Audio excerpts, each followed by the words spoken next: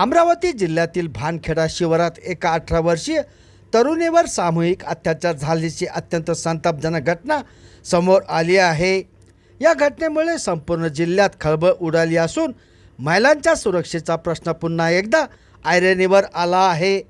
शनिवारी पीडित तरुणी तिच्या एका मित्रासोबत दुचाकीवरून जात असताना 5 जणांच्या टोळीने त्यांना अडवून ही अमानुष कृती केल्याचे उघड झाले आहे। मिळालेल्या माहितीनुसार पीडिता आणि तिचा मित्र भानखेडा जंगल परिसरातील रस्त्यावरून जात होते। यावेळी दबा धरून बसलेल्या 5 नराधमांनी त्यांची गाडी अडवली आणि दोघांनाही लाथाबुक्क्यांनी बेदम मारहाण करण्यास सुरुवात केली।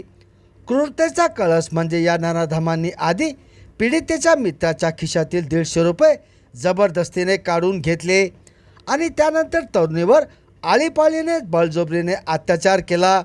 या अत्याचारानंतर आरोपींनी तिथून पळ काढला। या हल्ल्यात पीडित तरुणीची प्रकृती खालावल्याने तिला तातडीने जिल्हा सामान्य रुग्णालयात उपचारासाठी दाखल करण्यात आले आहे।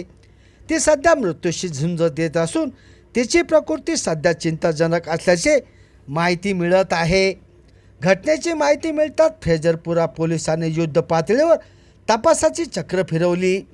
पोलिसांनी तात्काळ गुन्हा दाखल करून आरोपींच्या शोधासाठी पथके रवाना केली होती।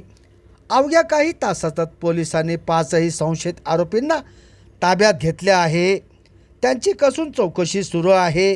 या घटनेमुळे अमरावतीमध्ये संतप्त प्रतिक्रिया उमटत असून आरोपींना कडक शासन करण्याची मागणी केली जात आहे। संभाजीनगर समाचार न्यूज चॅनलसाठी सुनील टाक।